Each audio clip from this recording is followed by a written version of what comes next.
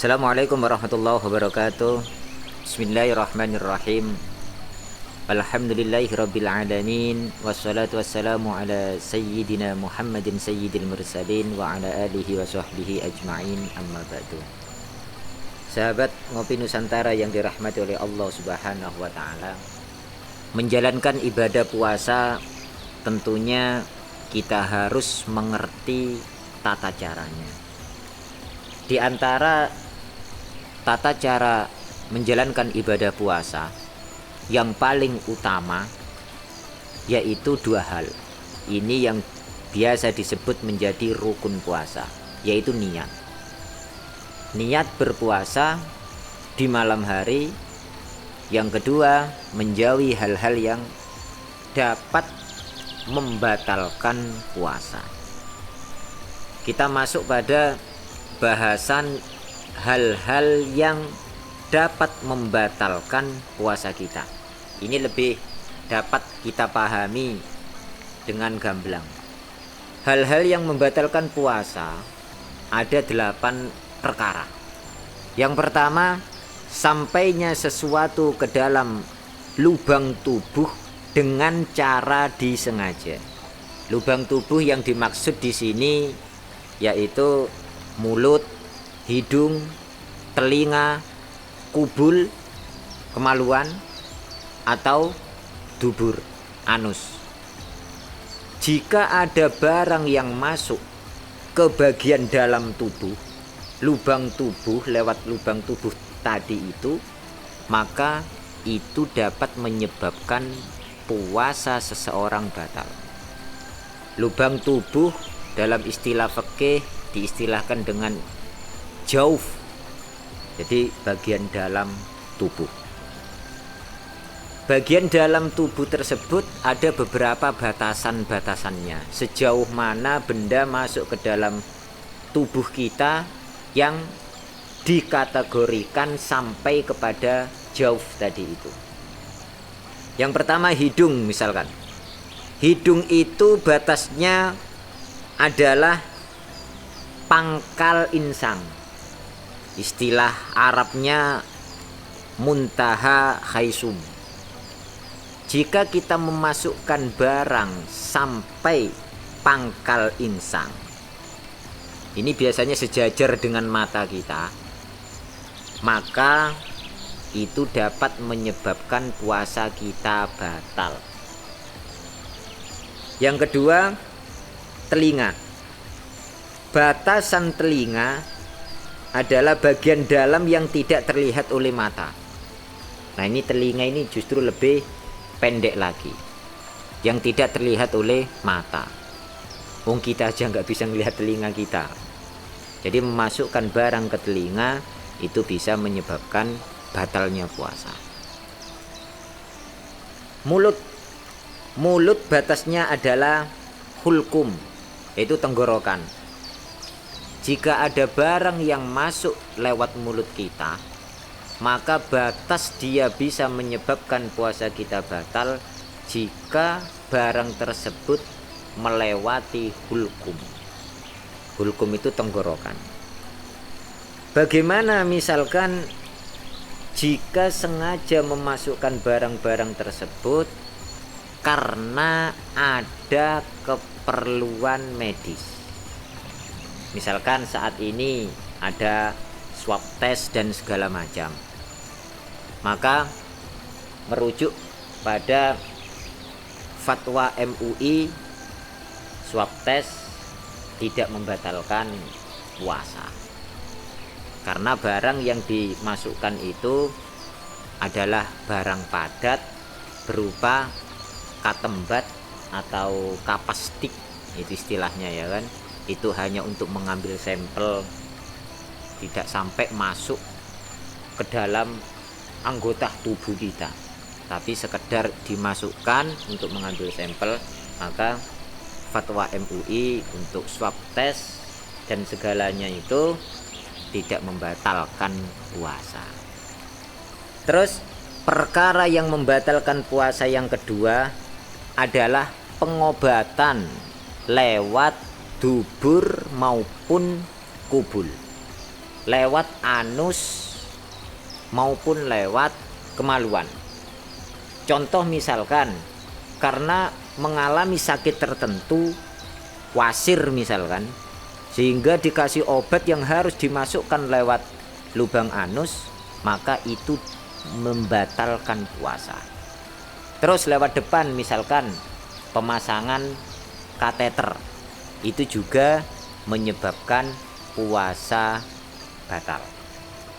Yang ketiga, yang dapat membatalkan puasa adalah muntah yang disengaja. Jadi dengan cara tertentu sehingga kita muntah, maka itu dapat membatalkan puasa kita. Berbeda halnya jika muntah tapi tidak sengaja. Mungkin karena satu hal tiba-tiba mual lantas muntah-muntah, maka itu istilahnya ghalabah, itu tidak membatalkan puasa.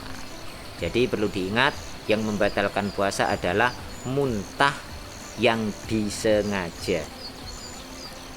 Yang keempat adalah jima, melakukan hubungan seksual, maka itu membatalkan puasa. Bahkan dalam kasus batal puasa sebab jima ini ada pembahasan tersendiri yang lebih rinci. Nanti banyak sekali pendapat para ulama tentang hal ini.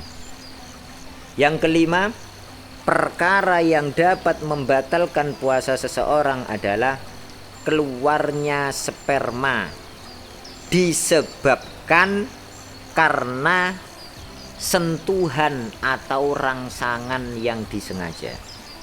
Contoh misalkan karena onani, maka batal puasanya.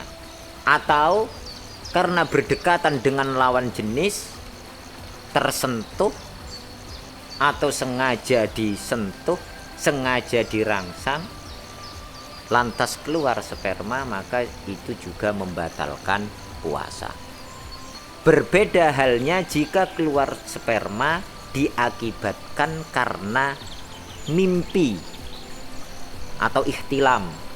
Misalkan seseorang tidur siang hari bulan Ramadan, lantas dia mimpi basah, maka puasanya tidak batal. Yang keenam, perkara yang menyebabkan seseorang batal puasa adalah sebab haid atau nifas. Misalkan seorang perempuan, dia sedang berpuasa, tiba-tiba tengah hari atau sore hari sebelum maghrib keluar darah haid, maka dia batal puasanya, dan itu harus diqodho nanti di hari lain di luar bulan Ramadan. Atau dia nifas, melahirkan, dia sedang berpuasa, ternyata kontraksi lantas melahirkan, maka itu membatalkan puasa. Karena pasti ada darah yang keluar.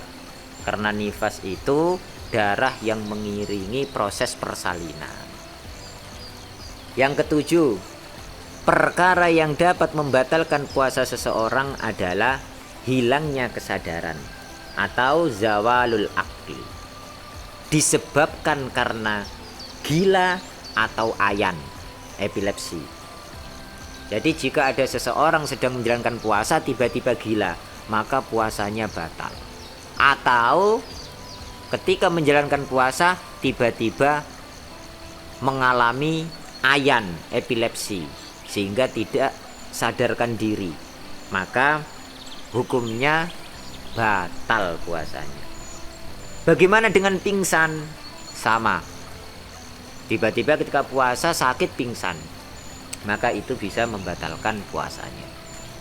Berbeda halnya ketika hilangnya akal sebab tidur, maka ya nggak apa-apa, tidak membatalkan puasa.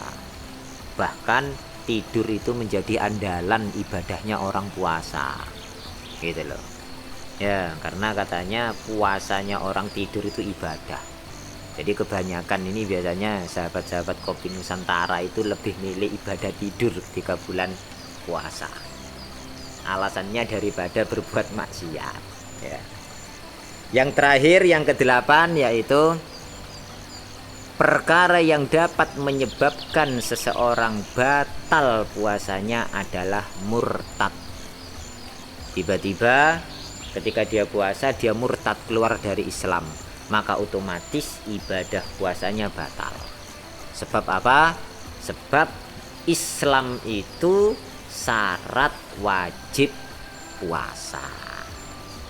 Itulah 8 perkara yang menyebabkan seseorang puasanya menjadi batal.